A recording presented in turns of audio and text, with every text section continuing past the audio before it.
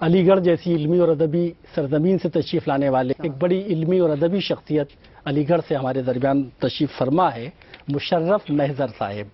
ان سے درخواست گزار ہوں ان کے کلام کے لیے استقبال کیجیے مشرف محضر صاحب. شکریہ جناب. جی فرمائیں. تابش صاحب اجازت.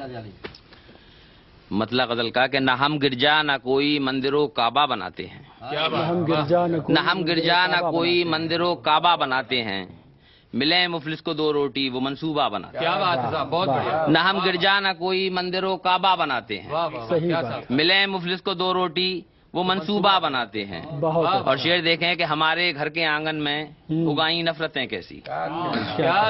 ہمارے گھر کے آنگن میں اگائیں نفرتیں کیسی کہ بچے کھیل میں تقسیم کا نقشہ بناتے ہیں. کیا بات ہے صاحب. بہت اچھا. ہمارے گھر کے آنگن میں اگائیں نفرتیں کیسی بہت اچھا. کہ بچے کھیل میں تقسیم کا نقشہ بناتے ہیں.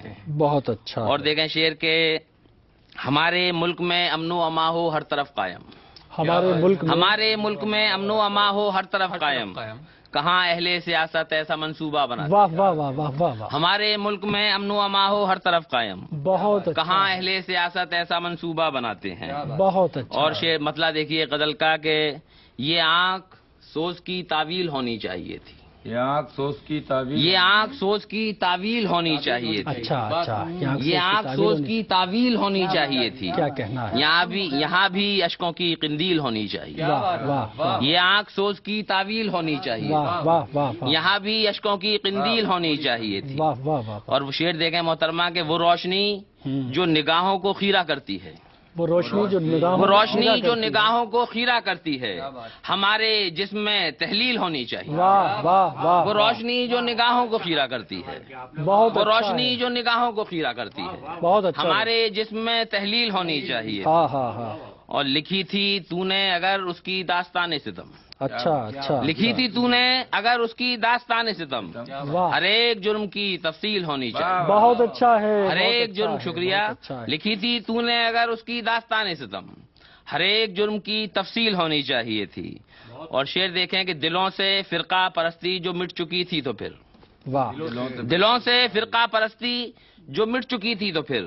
واہ. فضائے شہر بھی تبدیل ہونی چاہیے. واہ واہ. دلوں سے فرقہ پرستی جو مٹ چکی تھی تو پھر. کیا کہنا. فضائے شہر بھی تبدیل ہونی چاہیے تھی.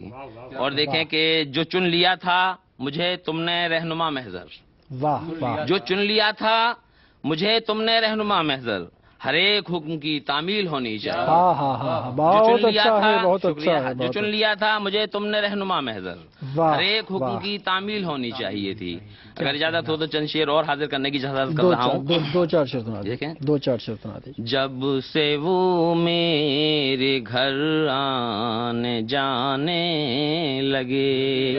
جب سے وہ میرے گھر آنے جانے جب سے وہ میرے گھر آنے جانے لگے. واہ.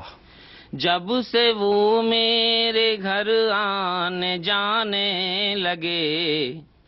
گھر کے دیواروں در گنگنانے لگے. واہ واہ واہ واہ. بہت اچھا. بہت اچھا. صحنوں دیواروں در گنگنانے لگے. شکریہ.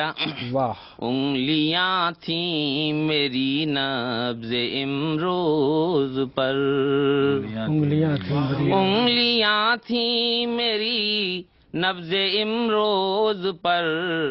لوگ ماضی کے قصے سنانے لگے. بہت اچھا ہے. لوگ ماضی کے قصے سنانے لگے. واہ واہ. اور شعر دیکھیں. لفظ کیا ہے وفا اس کے معنی ہے کیا. واہ واہ. دیکھیں شاعر تم ابھی سنا رہے تھے. لفظ کیا ہے وفا اس کے معنی ہے کیا. یہ سمجھنے میں ہم کو زمانے لگے. یہ سمجھنے میں ہم کو زمانے لگے. اور شعر دیکھیں. میری بستی کے لوگوں کو کیا ہو گیا. میری بستی کے لوگوں کو کیا ہو گیا. کاغذی گل پہ تتلی بٹھانے لگے، کاغذی گل پہ تتلی بٹھانے لگے۔ اور غزل کا آخری شعر، بہت اچھا۔ شہر میں روشنی جن چراغوں سے تھی، شہر میں روشنی جن چراغوں سے تھی، وہ چراغ اب گھروں کو جلانے لگے، وہ چراغ اب گھروں کو جلانے لگے۔